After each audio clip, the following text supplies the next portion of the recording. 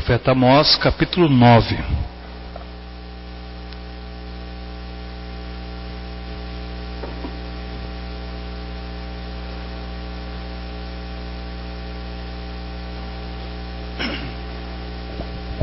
Nós vamos fazer a leitura do verso 11 até o verso 15 do capítulo 9 de Amós.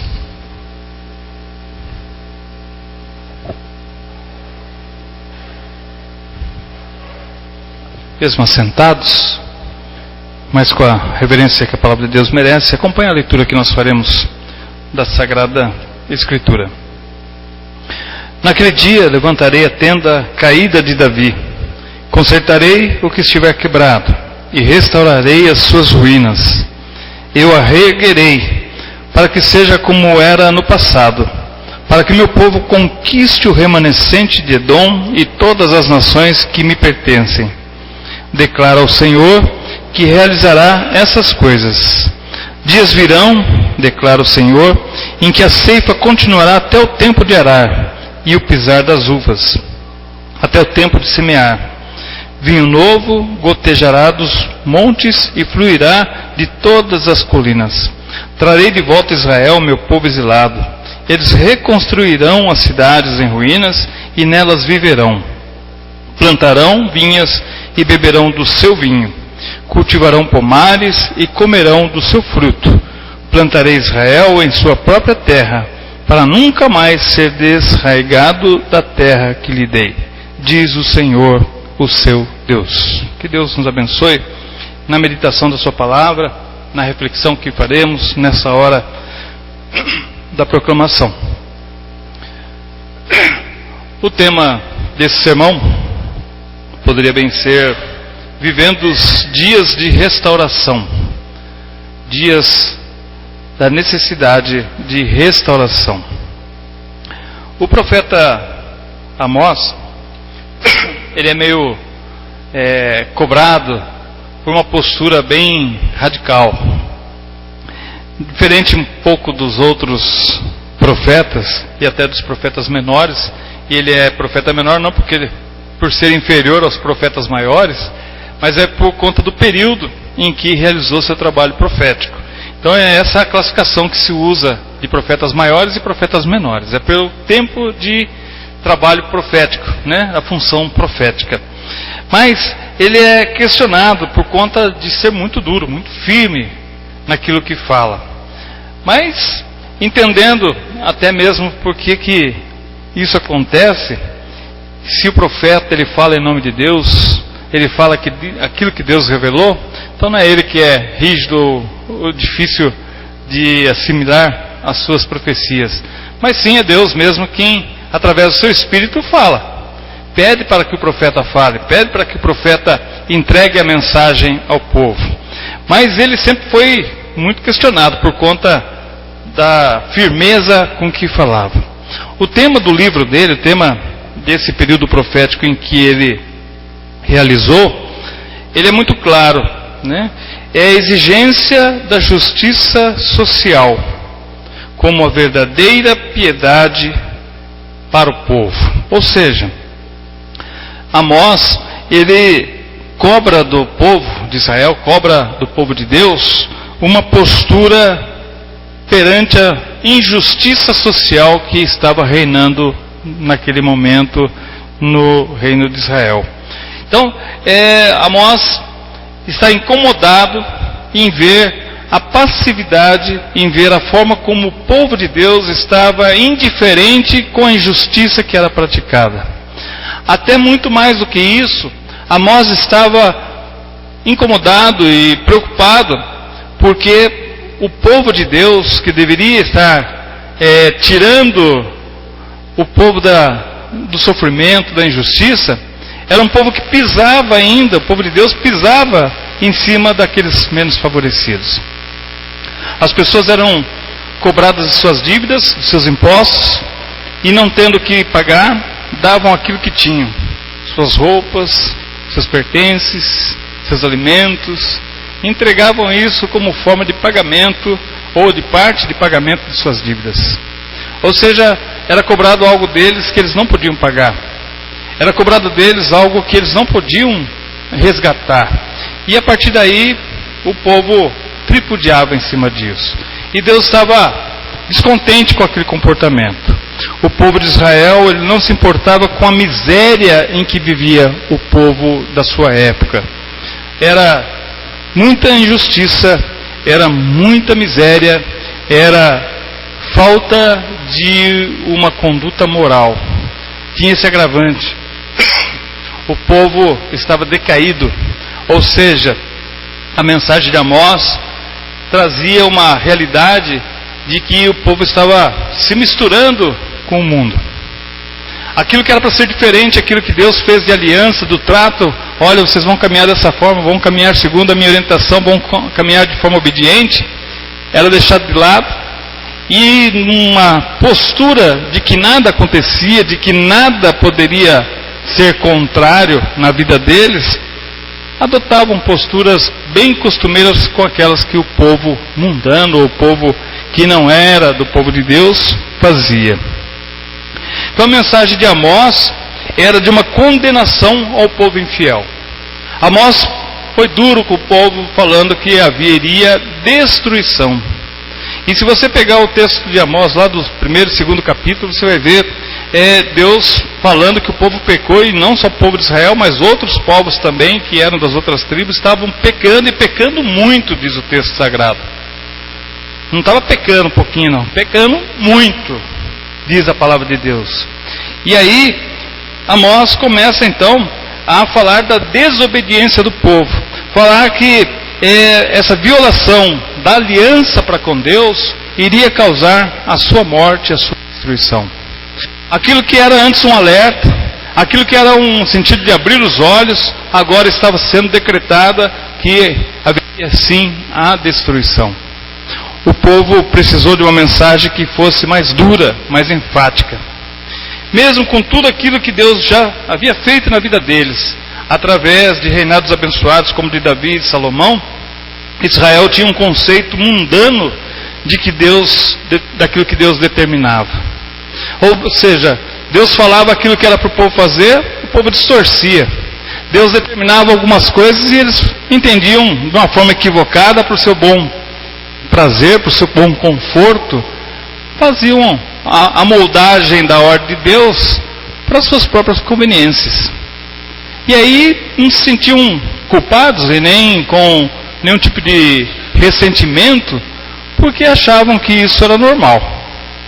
E Amós então vem falando para o povo que tudo aquilo que havia sido conquistado, tudo aquilo que havia sido alvo de conquista deles, ou de busca deles para a realização de suas vidas, através de fraude, de coisas erradas, haveria destituição, haveria de ser destituído. Imagine você, as pessoas fazendo aquisições, fazendo concertos, fazendo seus acordos da forma como bem entenderam, com fraude, com coisas ilícitas, e aí Deus fala, viu, tudo isso que vocês fizeram de forma equivocada, de forma errada, eu vou tirar de vocês. E eu fico imaginando se Deus desse uma ordem profética, como está dando nessa noite aos nossos corações, fala, viu, tudo aquilo que você está conquistando de forma equivocada, examina, pois, a sua vida e veja aquilo que você está fazendo, conquistando tudo de forma equivocada e de forma errada, naquilo que você está fraudando, eu vou tirar tudo isso de você, você vai perder tudo isso. Qual seria a nossa reação? Qual seria a nossa postura?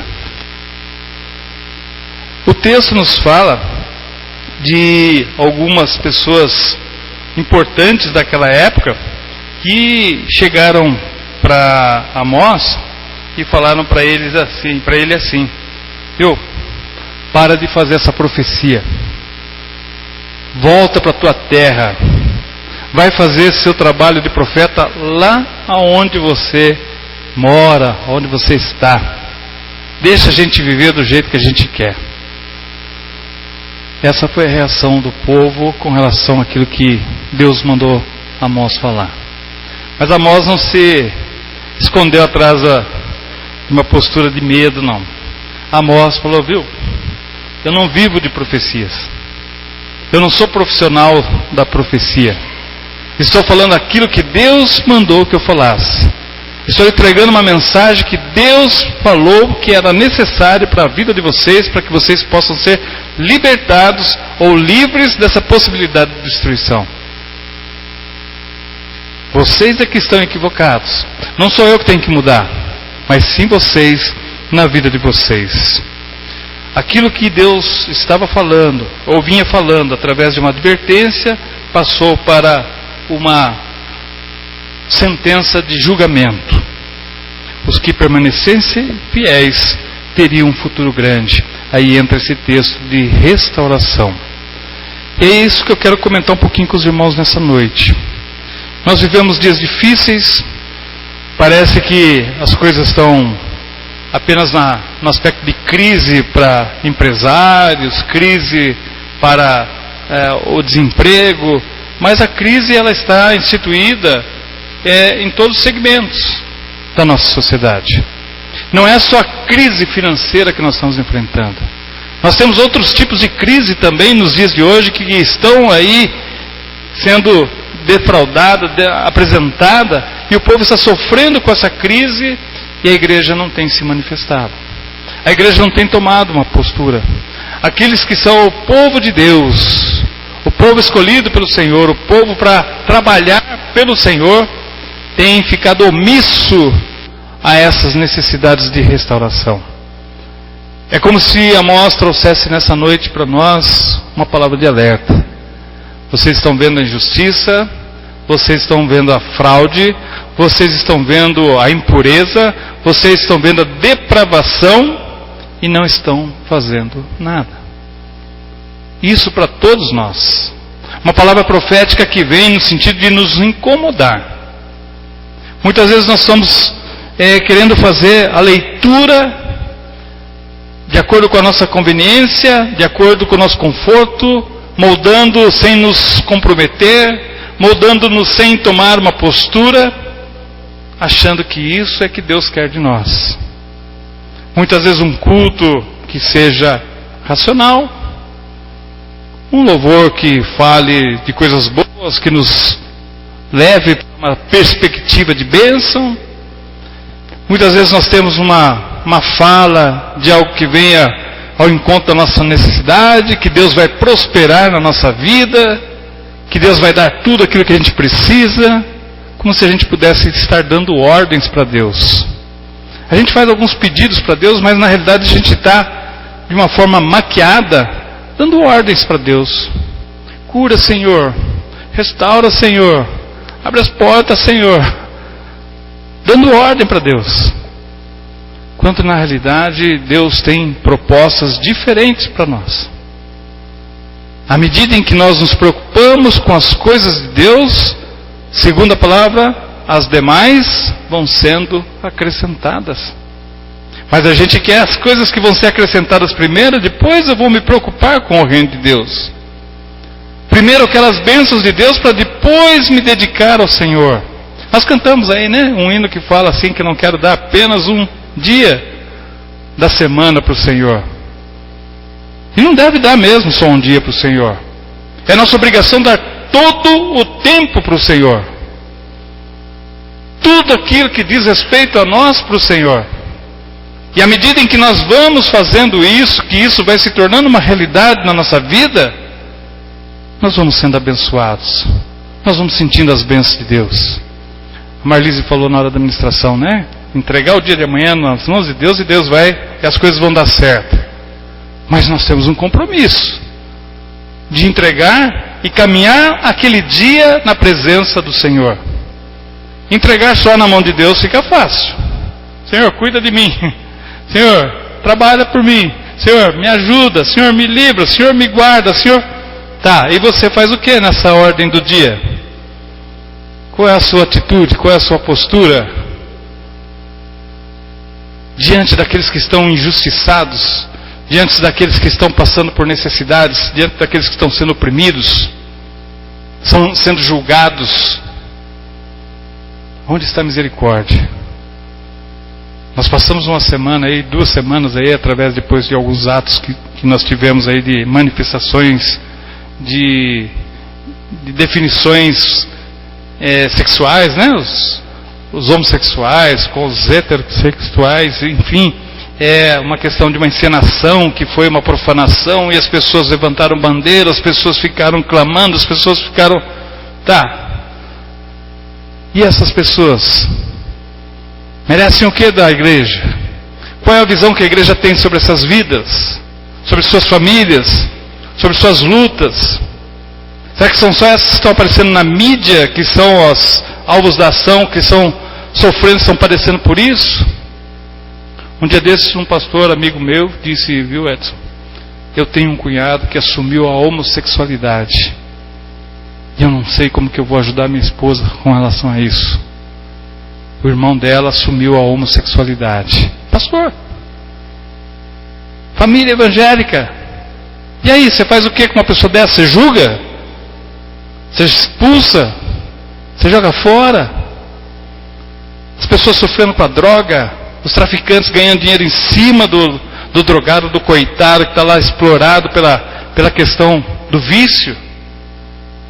O que a igreja tem feito para isso? Qual é a tarefa da igreja? Qual é a postura da igreja? Só por Deus. Está na mão de Deus. Entrego para Deus. Quem é que Deus vai usar para trabalhar nessas questões? É o seu povo. E Deus tem falado, olha essas pessoas, olha essas famílias, olha essas necessidades, olha essa injustiça, fala dela, vai ajudar esse povo. E nós cantando os hinos, e nós lendo a Bíblia, e nós falando, né? O que a gente tem pensado sobre tudo isso? Será que a palavra de Amós não é bem contemporânea, não vem de encontro com as nossas necessidades? E olha que eu falei, você pega lá no capítulo 1, você vê ele falando de Edom, ele fala da Síria, fala da Filistia, fala de Amon, fala de Moabe, fala de Judá, fala de Israel, e todas elas ele começa assim, o Senhor Deus diz, o povo de Damasco, o povo da Filistia, o povo de Tiro, o povo de Edom, eles têm pecado muito, tantos pecados mesmo que eu tenho de castigá-los. Povo de Deus. Povo de Deus. Nós nos preocupamos tanto com o pecado dos outros e esquecemos dos nossos próprios pecados. Esquecemos de fazer a nossa parte, esquecemos de nos dedicar, esquecemos de estar buscando a restauração. E aí nós esquecemos também que Deus está nos alertando. E vai chegar uma hora que Deus não vai alertar mais. Ele vai colocar o dedo na nossa vida, na nossa família, na nossa igreja, onde nós estivermos. E segundo a Bíblia, terrível coisa é estar debaixo da mão do Deus Altíssimo. O que nós temos feito para restaurar? E eu quero destacar 6 pontos aqui, rapidamente com os irmãos, a respeito de restauração. O primeiro é sobre tempo de restauração. O primeiro tempo de restaurar é tempo de restaurar o amor pela palavra de Deus. Restaurar o amor pela palavra de Deus. Você ama a Bíblia? Você gosta da sua Bíblia? Você lê a Bíblia? A Bíblia para você é a palavra de Deus? Como é que nós queremos conversar com Deus se nós não lemos aquilo que Ele tem falado e mostrado para nós? É tempo de restaurar esse amor pela palavra de Deus. Ler a Bíblia para os nossos filhos. Ler com eles. Ler para eles. Mesmo que seja a caixinha de promessa, que eu acho assim, que ela ali só tem versículos selecionados, né? Só versículos bons para você abrir que te estimula. Mas que seja. Que seja, porque ali não estão todos os versículos da Bíblia. Os versículos difíceis não estão ali, né? Aqueles mais complicadinhos fica do lado, né? Mas que seja aquela caixinha de promessas. Será que nós temos feito isso? Tirado um versículo para o nosso dia? Separar um texto para meditar durante esse dia? A revista da escola dominical vem lá com a leitura para cada dia da semana, não vem? Nos textos tem o texto básico e vem lá os textos diários. Será que a gente lê? Nem a lição a gente lê, né? Quanto mais fazer uma devocional em cima disso. Salmo 119, versos 10, 11 diz assim: eu te busco de todo o coração, não permitas que eu me desvie dos teus mandamentos. Guardei no coração a tua palavra, para não pecar contra ti. Tem gente guardando tão bem a palavra que não sabe onde guardou, não lembra onde guardou. Não tem como buscar, não tem como procurar. A palavra de Deus tem que ser guardada no nosso coração, para ser colocada em prática, para a hora que precisarmos poder estar falando daquilo que Deus tem nos mostrado. A Bíblia não foi escrita por acaso, não é apenas para leitura devocional, para responder na escola dominical, para servir de tema para o sermão. A palavra de Deus, ela é viva e eficaz, é nosso livro de regra de fé e prática. É regra de fé. Nós trabalhamos com aquilo que está escrito na Bíblia. Nós praticamos aquilo que está na Bíblia. Se não estivermos fazendo isso, estamos fora daquilo que Deus planejou. E Deus está avisando. Eu estou avisando. Cumpra aquilo que está na palavra. É tempo de restaurar o amor pela palavra de Deus. O segundo tempo de restauração é tempo de ser restaurado as falhas do passado. Jeremias 15, 19 diz assim: assim respondeu o Senhor: se você se arrepender, eu restaurarei, para que possa me servir. Se você disser palavras de valor e não de indignas, será o meu porta-voz. Deixe esse povo voltar-se para você, mas não se volte para eles. Sermos o porta-voz de Deus para mostrar que aquilo que foi lá no passado precisa ser restaurado. Tem gente vivendo de passado para atacar o outro, tem gente vivendo do passado para espezinhar sobre coisas na vida, nos relacionamentos. Restaura, passa, vira a página, perdoa, esqueça. Restaura, é preciso restaurar, deixar as coisas para trás, aquilo que incomoda, aquilo que atrapalha, aquilo que não deixa a gente pensar no futuro, não deixa pensar no hoje, precisa ser libertado disso. Talvez a gente tenha sido maltratado, tenha sido equivocado. Restaura, muda, vira a página, começa um tempo novo. Começa um tempo de restauração, um tempo de mudança, um tempo de bênção. E ele fala que se você disser palavras de valor e não não indignas, será meu porta-voz. Para você poder falar do amor de Deus, falar daquilo que Deus tem para a vida das pessoas, é preciso restauração, transformação. Mateus 5, 23, 24... fala do tempo de restaurar relacionamentos. Portanto, se você estiver apresentando a sua oferta diante do altar, e ali se lembrar do que seu irmão tem algo contra você, deixe a sua oferta ali diante do altar e vá primeiro reconciliar-se com seu irmão. Depois volte e apresente a sua oferta. Dias atrás a gente teve uma situação lá na escola de relacionamento entre duas professoras, e foi ganhando uma proporção muito grande aquilo, o ponto de uma ignorar a outra, uma ficar fazendo provocação para a outra, né? E dois adultos lidando dessa forma é meio complicado.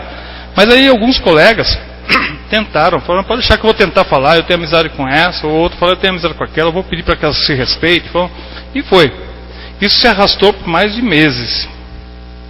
Chegou num ponto agora, de um mês atrás, elas pedirem, uma delas falou: viu, eu estou sendo ofendido, eu vou fazer por escrito para vocês tomarem providência. E por escrito você tem que tomar providência.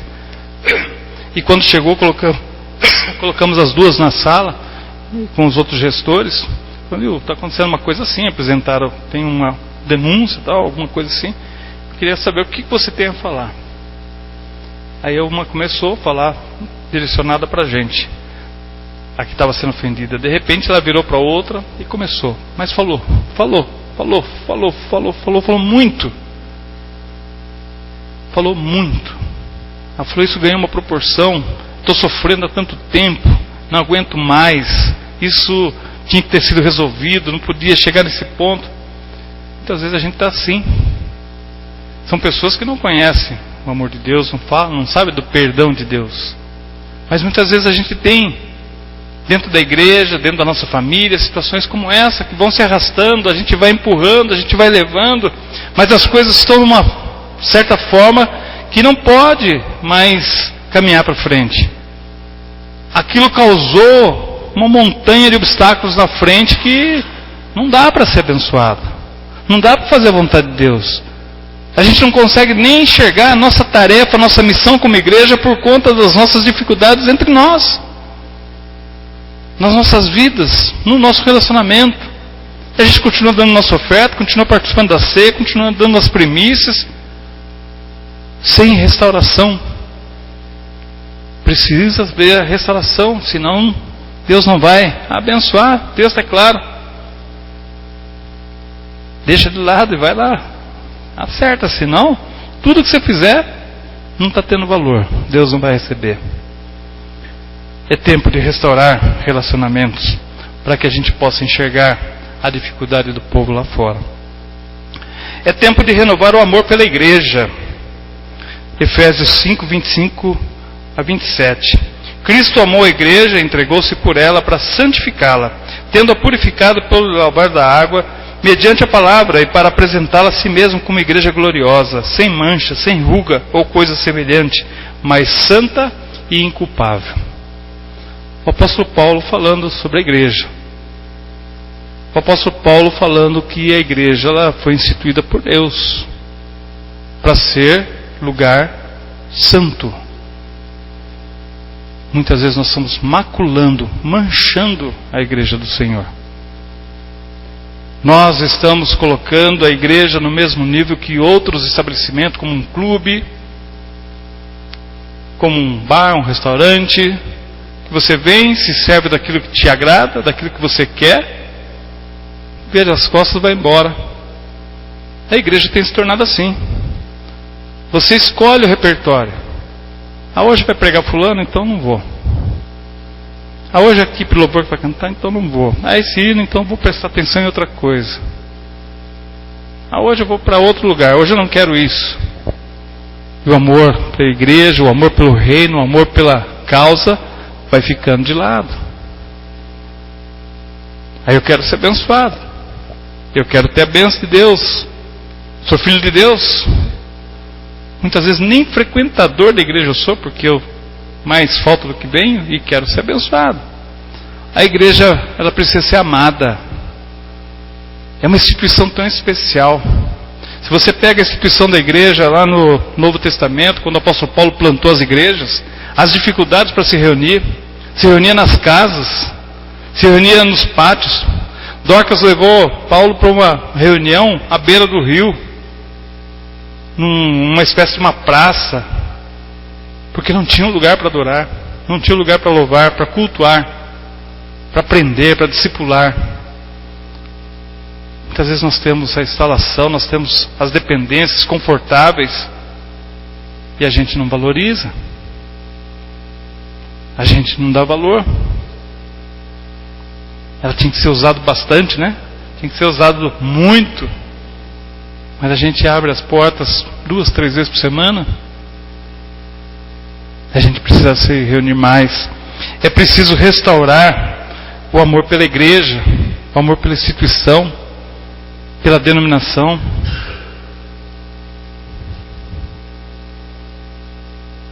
É desse uma pessoa veio falar para mim: pastor, tem problema eu ir numa outra igreja? Você que está pedindo, você está perguntando, pedindo permissão, ou está comunicando que você vai numa outra igreja? Frequentar outra igreja de vez em quando. Sua igreja é essa. Sua igreja é a igreja presbiteriana independente. Sua igreja é onde você está vinculado. Você pode visitar outras igrejas irmãs, você pode cultuar com outros irmãos esporadicamente. Mas a sua igreja é essa. A sua igreja é a IPI de Vila Nova Votorantim. A sua igreja é onde Deus te colocou para ser bênção, para ser usado. Essa é a sua igreja.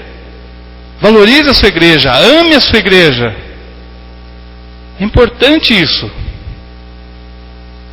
Amós falando de restauração. Deus falando para ele, olha, fala para o povo que até agora foi alerta, mas a partir de agora eu vou meter a mão na ferida, vou tocar nas vidas. Ai, que provação, ai, que momento eu estou enfrentando, ai, que luta, por que será? Por que será, né?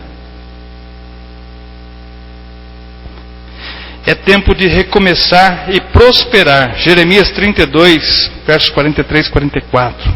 De novo serão compradas propriedades nesta terra, da qual vocês dizem, é uma terra arrasada, sem homens nem animais, pois foi entregue nas mãos dos babilônios. Propriedades serão compradas por prata, escrituras serão assinadas e seladas diante de testemunhas no território de Benjamim, nos povoados ao redor de Jerusalém, nas cidades de Judá e nas cidades dos montes de Selafá, de Neguebe, porque eu restaurarei a sorte deles, declara o Senhor. Aí sim uma palavra profética que todo mundo gosta, né? Que Deus vai restaurar, Deus vai dar coisas que nós nem imaginamos. Deus vai abençoar as nossas gerações futuras. A gente agora há pouco estava com as crianças aqui. Você consegue imaginar as bênçãos de Deus sobre a vida dessas crianças quando elas forem adultas? Você consegue imaginar as bênçãos de Deus sobre seus filhos que estão constituindo casamento, que estão numa fase aí de decisões na vida? Você consegue vislumbrar a bênção na vida deles? É promessa do Senhor. E quem é que não quer? Se tem alguém que não quer bênção, levante a mão aqui, a gente vai orar agora. Senhor, não dá bênção, porque ele não quer. Ele está aí, essa pessoa não quer, esse irmão não quer, essa irmã não quer. Todos nós queremos ser abençoados. Todos nós queremos ver o sucesso da nossa família. Todos nós queremos ver os nossos filhos casados, se relacionando. Até ontem a gente estava conversando sobre essa questão de morte, e a pessoa falando que não gosta muito de falar sobre morte, né? Mas eu falo assim, primeiro, hoje aqui também a gente falou cedo, né? Um pouco sobre isso aí, tinha irmãos falando sobre isso. Que a gente, primeiro você quer casar, depois você quer ter filhos. Senhor, dá vida para que eu tenha meus filhos. Depois você quer ver seus filhos casados, formados, né? Senhor, dá vida para eu ver, né? Depois você quer ver os filhos com os netos, dá saúde para eu ver meus netos também, quero curtir. E assim você vai, e não é mal nenhum a gente fazer isso. Porque nós fomos criados para a vida, nós não fomos criados para a morte. Para querer ter as coisas boas na vida, nós fomos criados para isso. Só que Deus, quando fez aliança com o seu povo, com Josué, lá em Deuteronômio a gente vê, tinha uma condição. Não tinha?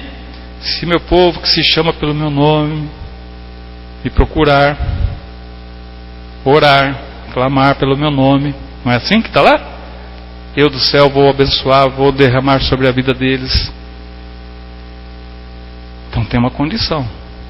As nossas famílias têm que ser restauradas. Nós temos que reconsagrar as nossas vidas no altar do Senhor. Nós precisamos fazer uma renovação, uma restauração da aliança, para que Deus possa ter a liberdade para transitar nas nossas vidas. Se nós dependemos do Senhor, Ele faz essa renovação, Ele restaura, Ele vai prosperar, Ele vai abençoar, e nós vamos ver os frutos dessas bênçãos. Nós temos que acreditar nisso, mas precisamos ter essa visão de reino, visão completa, visão de bênção, visão de serviço. Eu preciso querer servir a Deus. A gente parece muitas vezes aquele funcionário que é contratado e só quer receber do salário. Recentemente os professores fizeram greve, aí não foram todos os professores, foi uma greve pequena, na minha escola não fizeram. O povo queria, vocês viram? Fizeram greve e queriam ganhar o salário dos dias parados. Eu já fiz greve em outras vezes e falava isso para eles. E aí não constitui a greve. A greve é quando você fala, não vou trabalhar, eu vou protestar porque eu quero direitos, eu quero melhoria no meu salário. Aí a pessoa fica de greve, o aluno não teve aula e ele quer ganhar o salário. Vocês acham justo isso? Como contribuintes? Ninguém acha justo, ninguém quer isso. Mas a gente acha justo ser abençoado, a gente acha justo receber o salário a minha cota de bênçãos desse mês sem trabalhar. Eu não sirvo a Deus, não me importo com os outros, cada um com seus problemas. Ema, né? Tem um ditado, ema, cada um com seus problemas, né? Fazer o quê? Vai se virar, filho. Eu tenho já aqui minhas dificuldades. Que cristão é esse? Cristão é aquele que trabalha, que serve a Deus. Ontem a gente estava numa festinha e uma das meninas trabalhou o dia todo lá preparando a decoração da festa. Aí à noite a mãe falou assim: eu vou ter que buscar agora minha filha, está lá na igreja. É o dia dela ensaiar, então ela está ensaiando lá. Aí ela falou: mãe, já trabalhei aqui, agora vou lá para preparar o louvor de amanhã. Será que nós temos essa dedicação? Será que nós temos tido essa postura de serviço? Em que área de serviço você trabalha na nossa igreja? Pense um pouquinho, não precisa responder para mim não. Qual a área de serviço que você tem trabalhado na igreja? A cota de bênção do mês você quer, né? A cota de bênção para sua família. Senhor, livra minha família de tudo mal. Abençoa essa semana que estamos começando. Abençoa, né? Gostoso isso. Pedir, né? Tem um Deus aí que é poderoso, pode todas as coisas. Mas qual a nossa contribuição? Josué pediu as bênçãos, falou para o povo, mas fez um acordo. O que ele disse lá? Eu e minha casa serviremos ao Senhor. Será que nós temos servido a Deus? Estamos disponíveis para Deus? Estamos com alegria? Falando: Senhor, pode contar comigo.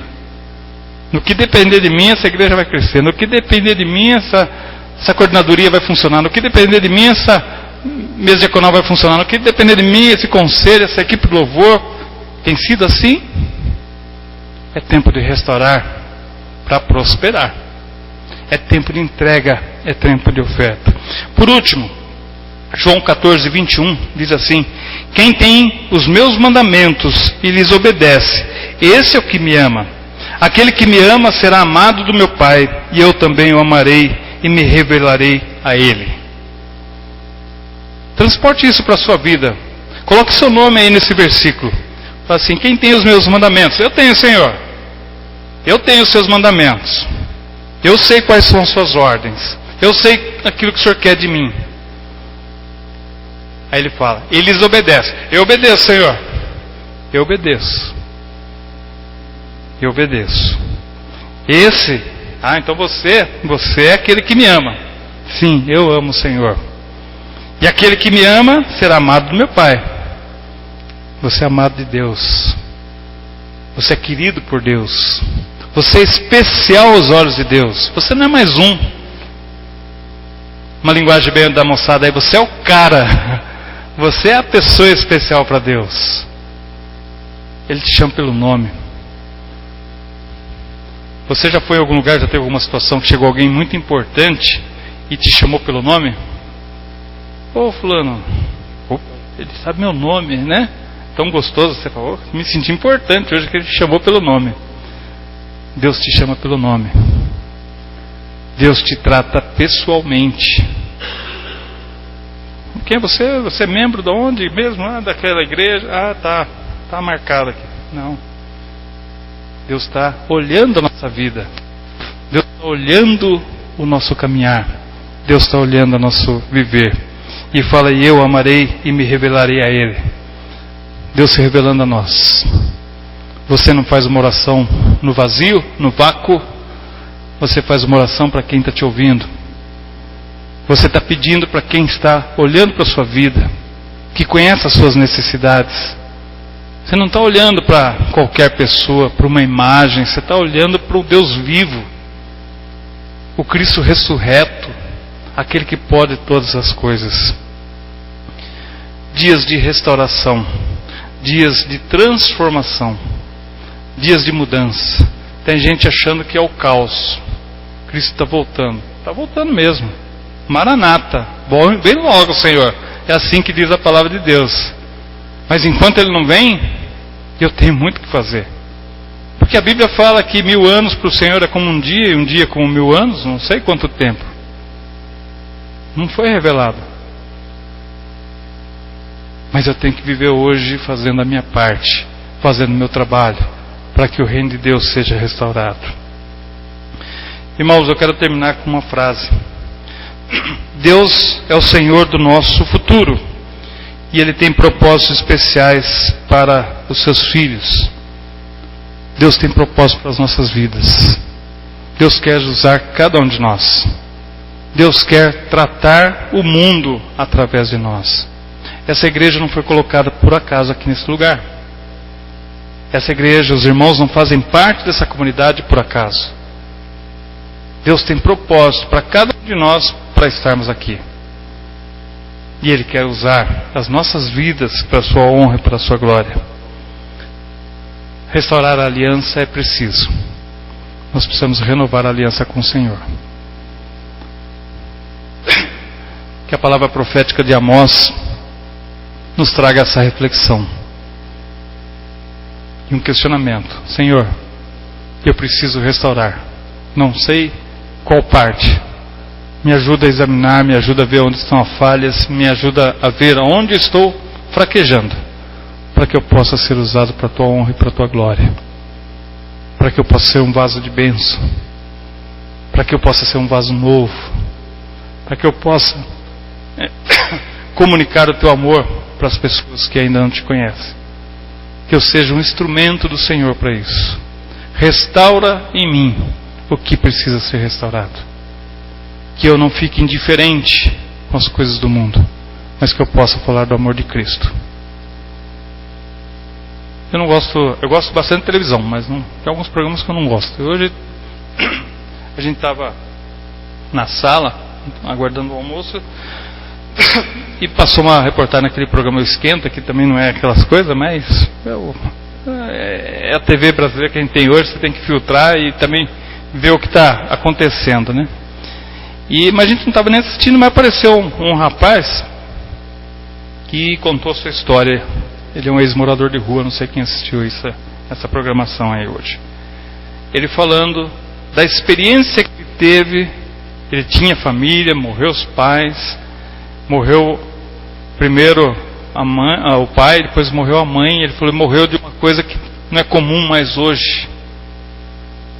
Morreu de tristeza pela ausência do companheiro.